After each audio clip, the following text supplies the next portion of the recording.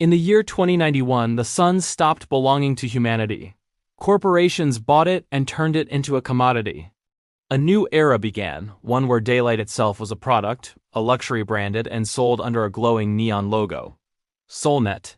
Satellites, like golden vultures, now controlled every ray, every particle of light. They orbited our world, casting long, deliberate shadows. In the cities below, skyscrapers pierced a permanent twilight, their surfaces lit only by cold artificial blues. Drones patrolled the skies, their mechanical hum a constant reminder of who owned the day. Below them, floating panels greedily absorbed the last rays of sunlight before they could ever touch the ground. And for those who couldn't pay, those whose energy credits ran dry, there was only one reality: an eternal, unforgiving darkness. In the shadow zones, the day never came. Here, warmth was a privilege, and dawn was a distant, almost mythical luxury. Light came not from the sky, but from the cold reflections of screens on tired, pale faces. Children, who had never felt the morning sun on their skin, gathered around holographic tablets, watching grainy videos of sunsets from a forgotten time. They traced the fading colors with their small fingers, a digital ghost of a world they would never know. A child's voice, small and fragile, would sometimes cut through the metallic hum of the wind, asking a question with no answer. "Dad, will the sun come back tomorrow?" The only reply was the cold, indifferent sound of a system shutting down.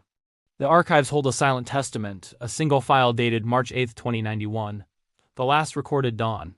On that day, a crowd gathered in the mountains, a final pilgrimage to witness the end of an age. They watched as the light rose one last time, a familiar golden warmth spreading across the horizon. But then, just as it reached its peak, it began to fade, replaced by a cold, synthetic glow from the newly activated SolNet grid. The last dawn was officially registered as private property. The world's light now had an owner, and with ownership came a price. The collective gasp of the crowd was lost in the deafening silence of a total power cut. Billboards flickered to life in the perpetual dusk, their message sharp and clear: SolNet, energy for those who can pay.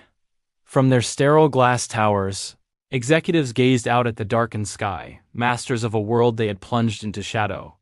On the streets below, ordinary people navigated the gloom, their bodies strapped with small, flickering plasma lamps, personal suns in a world that had none.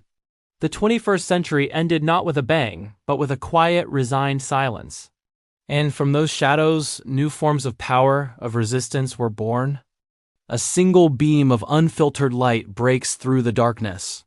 It descends from the sky, a defiant spear against the artificial night, illuminating a forgotten symbol carved into ancient stone: the sun, a promise. A chronicle of the collapse has begun. The sun is not for sale. It will be reclaimed.